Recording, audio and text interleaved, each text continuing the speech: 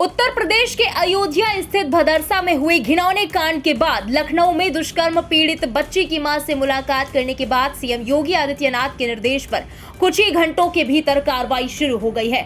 वहीं आरोपी समाजवादी पार्टी नेता मोहित खान की अवैध कब्जे पर भी बुलडोजर एक्शन हो रहा है। दूसरी ओर मंत्री डॉक्टर संजय निषाद ने रेप पीड़िता से मुलाकात की। डॉक्टर संजय निषाद जब रेप पीड़िता से मुलाकात कर मीडिया के सामने आए तो वो रोने लगे।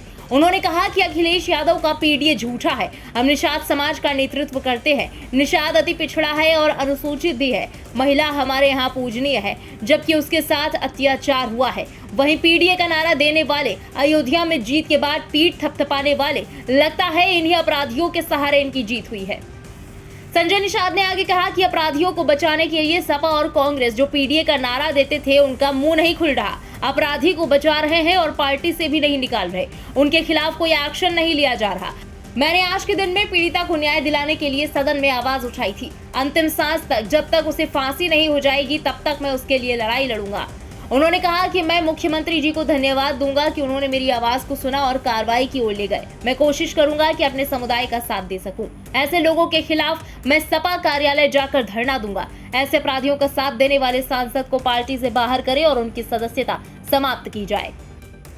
देखिए, पहले तो मैं आप समाचार सभी इलेक्ट्रॉनिक के माध्यम से मैं इतना कहूँगा कि अखिलेश का पीडीए आज यहाँ झूठा है और हम निषाद समुदाय का नेतृत्व करते हैं। निषाद अति पिछड़ा है और अनुसूचित भी है। ऐसे में महिला अबला भी है और महिला हमारे यहाँ पूजनीय है। उसके साथ अत्याचार हो और पीडीए का नारा देने वाले और अयोध्या में जीत का पीठ थपथपाने वाले, लगता है कि इन अपराधियों के सहारे उनकी जीत हुई है। अपराधियों को बचाने के लिए आज सपा और कांग्रेस जो पीडीए का नारा देने वाली है उनका मुंह नहीं खुल रहा है। अपराधी को बचा रहे हैं, न पार्टी से निकाल रहे हैं, न तो उसके खिलाफ कोई बयान दे रहे हैं। बगल के दो जिले हैं सुल्तानपुर और संत कबीरनगर। निषाद समुदाय ने अपना एक वकील बना के भेजा कि निषाद हैं, आवाज़ उठाएंगे, और ऐसा मुँह सिल दिया है कि वो निषाद भी इस निषाद की बेटी के साथ मुँह खोलने के लिए नहीं है। मैं आज के दिन में पीड़िता के न्याय दिलाने के लिए मैंने सदन में आवाज़ उठाई। जैसे मेरे समाज के लोग, मेरी पार्टी के लोग जिस दिन पता चला उसी दिन से खड़े हैं और अंतिम तक, जब तक उसे फांसी पर नहीं लटका देंगे तब तक डॉक्टर संजय उसके लिए लड़ाई लड़ेंगे। आज मैं सदन में आवाज़ उठाया। मैं मुख्यमंत्री जी को धन्यवाद दूंगा कि उन्होंने मेरी आवाज़ को सदन में इस ढंग से उठाया और कार्रवाई की। वो लोग जेल गए और आज उनके ऊपर और कार्रवाई हुई। बस इतनी उम्मीद रखता हूँ कि मैं अपने समुदाय का किस तरीके से उनका सुरक्षा दे सकता हूँ। अपने समाज मैं नहीं होने देना चाहता हूँ। मैं सभी पार्टी से अपील करूँगा, अत्याचारी का कोई जाति नहीं होता है, उसका साथ न दे। और ऐसे अत्याचारियों के खिलाफ मैं समाजवादी पार्टी में उसके कार्यालय में जाकर धरना दूंगा कि ऐसे समाजवादी पार्टी से नारा देने वाले सांसद को पार्टी से बाहर करें और उसे उनकी सदस्यता समाप्त हो जाए। जो इस सांसद ने उसका उनके लिए पैरवी की है, पूरे के पूरे उसके मुकदमा नहीं होने दिया। कई दिन तक वो 13 साल की बच्ची है।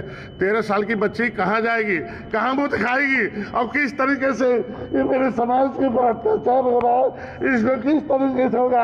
अंग्रेजों से लड़ा, मुगलों से लड़ा, आपकी अत्याचारियों से कैसे रहा जाएगा। मैं समाज से अपील करता हूँ कि ऐसे लोगों के खिलाफ खड़ा हों और अपने न्याय के लिए मेरा साथ दें और मैं उसे जहाँ तक हो सकता है उसे लड़ाई लड़ने का काम करूँगा। ये यहाँ पे भदरसा में ये ग्राम समाज की ज़मीन थी, मतलब तालाब की ज़मीन थी और उसी पे ये अवैध निर्माण पाया था, जिसको एसडीएम सोहाल द्वारा जांच करके इसके संबंध में अपनी आख्या और अपनी रिपोर्ट प्रस्तुत की थी। और आप देख भी रहे हैं बगल में जो तालाब बना हुआ है उसी के तहत जो है ये कार्रवाई की गई है, ध्वस्तीकरण की।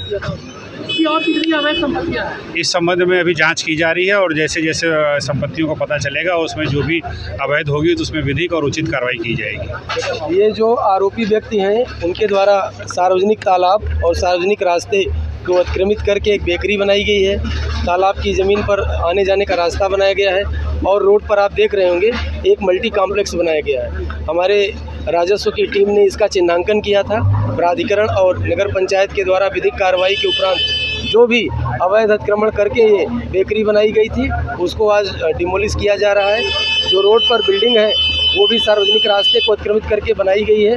उसको भी, चूँकि वहाँ पर अभी बैंक चल रहा है, पंजाब नेशनल बैंक, जैसे ही बैंक के द्वारा परिसर खाली किया जाएगा, हम कानूनी प्रक्रिया के उपरांत उस परिसर को भी खाली कराएंगे इनके द्वारा। अगर ये नहीं खाली करते हैं तो उस पर डिमोलिशन की कार्रवाई की जाएगी।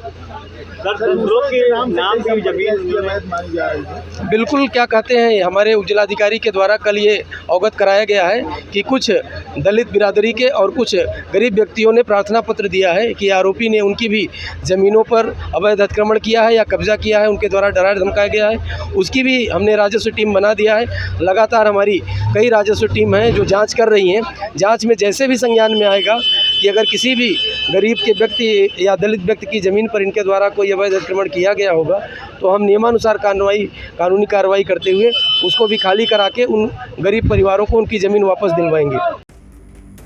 वहीं इस मामले में थाना अध्यक्ष पूरा कलंदर रतन शर्मा और भदरसा चौकी इंचार्ज अखिलेश गुप्ता को सस्पेंड कर दिया गया है। बताया जा रहा है कि जल्द ही और बड़े स्तर पर भी कार्रवाई हो सकती है। आरोपी सपा नेता की संपत्तियों की जांच कराई जा रही है और अवैध संपत्तियों पर बुलडोजर एक्शन भी शुरू हो गया है। बता दें कि सुबह 10 बजे बेकरी पर खाद्य विभाग की टीम ने छापेमारी की। टीम में 4 खाद्य पदार्थों के सैंपल लिए और बेकरी को सील कर दिया गया।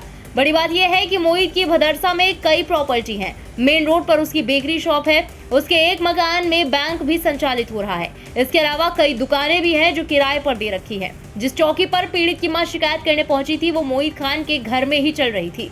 इस मामले के तुरंत बाद चौकी को दूसरी जगह स्थानांतरित किया गया। अयोध्या से इंडिया पब्लिक खबर के लिए संवाददाता विशाल श्रीवास्तव की रिपोर्ट। फिलहाल इस खबर में अभी के लिए बस इतना ही। अयोध्या रेपकांड से जुड़ी तमाम लेटेस्ट अपडेट्स और देश दुनिया की बाकी खबरों के लिए बने रहें इंडिया पब्लिक खबर के साथ। हमारे YouTube चैनल को सब्सक्राइब करें और बेल आइकन दबाना बिल्कुल ना भूलें।